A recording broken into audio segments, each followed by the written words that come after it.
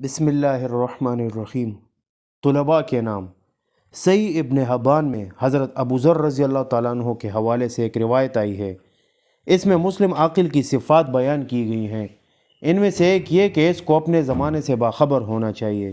ان یکون بصیرم بزمانہ، یہ ایک بے حد اہم ہدایت ہے۔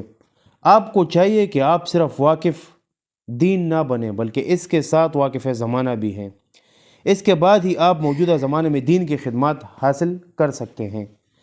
واقف زمانہ بننے کا مطلب یہ نہیں ہے کہ آپ اپنی کمیونٹی کے خلاف ہونے والے ظلم اور سازش کو جاننے والے بن جائیں۔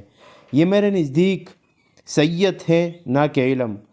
یہ ظواہر کو جاننا اور حقائق سے بے خبر رہنا ہے، اور علم بلا شبہ یہ ہے کہ آدمی اصل حقیقت کو جانے، نہ یہ کہ اس کی نگاہ ظاہری چیزوں پر اٹک کر رہ جائے۔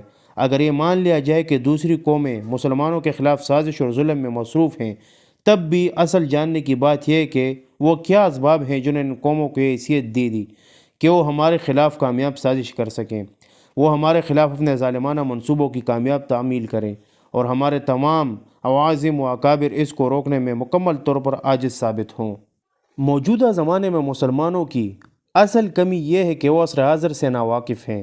وہ ماضی کو جانتے ہیں مگر حال کی انہیں مطلق خبر نہیں۔ ان میں سے کوئی شخص اگر کچھ جانتا ہے تو وہ بھی کچھ ظاہری چیزوں کو جانتا ہے، نہ کہ گہرے معنوں میں حقیقی حالات کو۔